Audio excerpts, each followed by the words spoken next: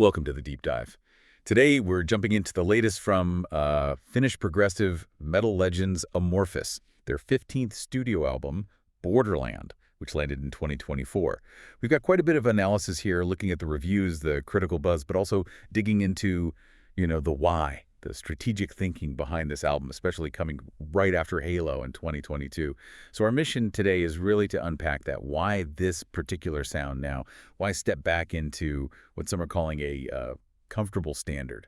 That phrase is perfect, actually. Comfortable standard. It really sums up the critical take. Most agree Borderland isn't about breaking new ground. It feels more like, well, a calculated return. Yeah. This is a band refining something they've already mastered, delivering that expected, super high-quality Amorphis sound. And that consistency, it's been their hallmark for a long time now. You really have to look back, 20 years? Back to when Tommy Joutsen joined as vocalist. Yeah, that's widely seen as their rebirth, right? I mean, they had history before him, some classic metal albums with other singers.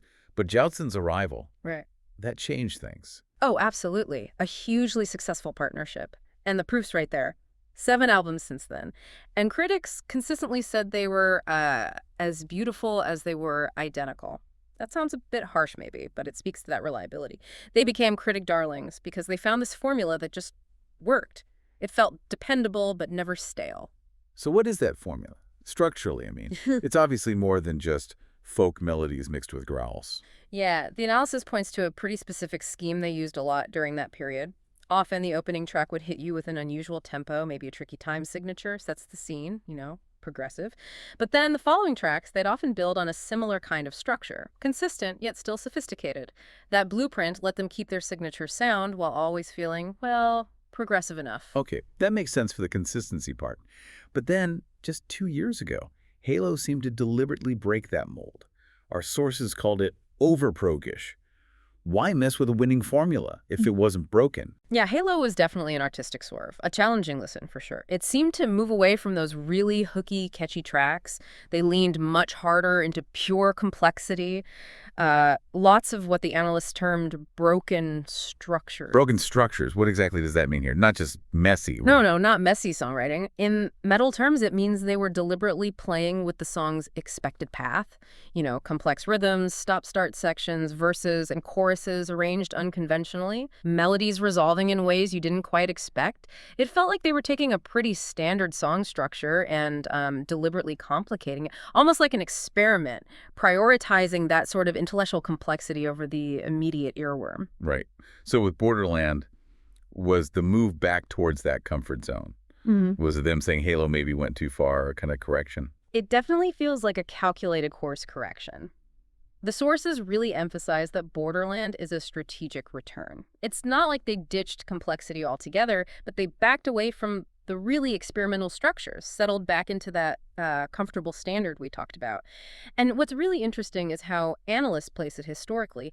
They're saying Borderland feels most like a follow-up to their 2011 album, The Beginning of Times. Wow, that's skipping over quite a few albums, more than a decade. It is. It basically jumps over Circle from 2013, which was noted for being unexpectedly melancholic. Yeah. Much moodier. So by linking back to The Beginning of Times, it signals a return to that specific sort of triumphant, efficient, melodically strong era of the band. And the result of pulling back strategically like that. Well, Borderland is definitely more immediate than Halo. The word that keeps coming up is accessible, more straightforward, more compact, less dense maybe. It's like the perfectly polished, easy-to-grasp version of their core sound. Talking about polishing the sound.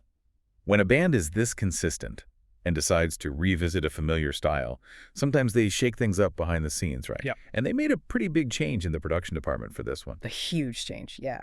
Crucial point. For 3 massive albums in a row, Under the Red Cloud, Queen of Time, Halo they were with Jens Brogren. Swedish producer, huge name.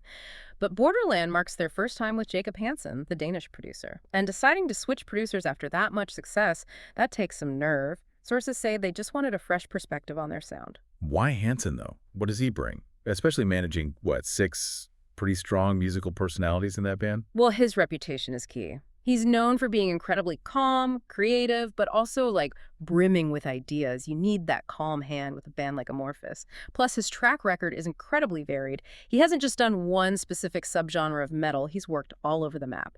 That suggested he could handle Amorphis's mix, the death metal roots, the folk, the prog, without just stamping his own sound onto it. He was there to enhance them. So what did that fresh perspective sound like in the end, sonically? It created a real atmosphere. Yeah. Right from the start. The reviews mention how the album greets the listener with soft synths and melodies. There's this persistent feeling of air and water. An atmospheric bluish goodness is how one source put it. It sets a strong mood immediately. That specific, almost chilly finish vibe. I thought the way they described the piano was really evocative. How does that fit in? Yeah, the piano's not just background color. The analysis describes it almost like a cold drizzle. It drizzles demonstratively in the foreground of all the tracks. You really notice it cutting through everything else. It really helps establish that specific atmospheric chill we mentioned. Quite a distinctive touch for a heavy album. That sort of damp, soft feeling. It's an interesting contrast with Tommy Johnson's vocals. His growls are iconic, usually quite fierce, but here they're described differently. That's right. The sources say the growls feel more like a filling, accompanying character. Less about pure aggression. Even when they're right there in a chorus like on Despair or The Lantern, it's more about the texture they add to the overall sound. They become another layer in that dense atmosphere rather than just, raw attack. And adding even more to that density are the orchestral parts. Definitely.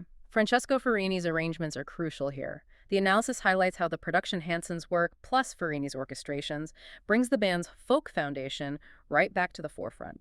It sounds very organic, very layered. That's why it feels so atmospheric, but you never lose the core melody. Okay, let's zoom in a bit. How does this overall sound play out on specific tracks? Part 4 in our notes gets into some highlights, moments where this refined approach shows itself. Well, take a track like Bones. It's noted for having this brief moment that digs into an old-school dish with an oriental flavor. It's like a little nod to their more experimental side, maybe their past, but it's contained within that tighter, more accessible album structure. It's refinement, like you said, not a big detour. And they also seem to flex their muscles with subtlety, too, like on The Strange. Oh, yeah. The Strange is a great example of their current approach. It starts with this really spiritual-sounding intro, builds anticipation, but then the chorus arrives, and the main vocal melody is actually quite subdued. It's not this massive, obvious hook grabbing you. Instead, the focus seems to be on the balance of everything the orchestra, guitars, rhythm. It's about the unified sound, not just one catchy line. Although they still deliver the hits. The sources flag Light and Shadow as a prime candidate, saying it pulls up harder strings. Even with all the atmosphere and subtlety, the overall aggression level stays pleasantly high across the album's runtime, which is just under 50 minutes. Oh, absolutely. The metalcore is still very much there, and that leads to what critics identified as the album's central sort of contradiction. On one side, it overflows with kitschy melodies and bursts with catchy beats. It's super accessible, very melodic, but, and this is key, the same sources insist it's never simple or contentless. They manage that tricky balance, incredibly memorable tunes, but with real depth underneath. That sounds like a tough balancing act. Needs strong lyrical themes to anchor it, I imagine. Pekka Kainalainen wrote the lyrics again, right? Right. What's the narrative focus this time? Kainalainen's still drawing from those deep wells, themes honoring myths, ancestors, focusing on really fundamental stuff, humility, strength, facing mortality, destruction. It's quite heavy thematic material, very rooted in that folk tradition, which connects perfectly back to that organic sound and the production choices. And they matched that organic feel visually, too, with a change in artist for the cover. Moved on from Metastasis. Yes, exactly. They brought in a Dutch artist, Merald van Hasteren, for the Borderland artwork, and the reviews really praise this shift. The cover's described as maybe careless in places, but therefore human. It has this nice nostalgic color feel. It's seen as a positive contrast to what some sources called the faceless crap of some earlier, maybe overly polished covers. The art feels more grounded, more personal this time. Okay, so let's pull it all together. We have the strategic return to form, the new organic production, the focus on melody and efficiency. What's the final word from the critics, the overall assessment? The consensus is pretty clear. The album absolutely succeeds at being melodious and inviting. It delivers exactly what you'd hope for in that sense. But the main critique comes back to that very consistency, a certain uniformity. Analysts point out that because the formula is so well executed, tracks like, say, The Strange and Despair, or maybe The Lantern and Tempest, they can kind of blur together. They blend into this pleasant haze of melody, a comfortable veil, as one source put it. So that uniformity is almost the trade-off for achieving that relaxed brilliance. Exactly. They've bundled all their strengths so effectively they're operating at peak efficiency. It's the template, perfectly executed. Which is why the sources tend to conclude that Borderland is like a costly pearl. It's high quality, valuable, beautiful, but maybe stops just short of being a truly shining masterpiece. It's guaranteed quality, but not revolutionary. That really captures it, I think. Borderland sounds like a band that knows exactly what it does best, choosing refinement over radical change. Delivering that consistent, polished quality, but with real emotional weight, too. That sincere masculine tenderness phrase really stuck with me. It's an album that knows its strengths and plays to them perfectly. And that brings us to the final thought, something for you, the listener, to chew on as you dig into the album.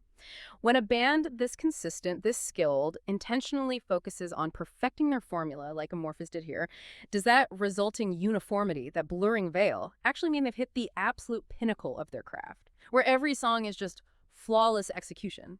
Or does avoiding that radical challenge, that potential misstep, ultimately prevent them from transcending what they've already done, from reaching something genuinely new? Go listen closely. Explore the depth inside those compact, polished structures. See what you find.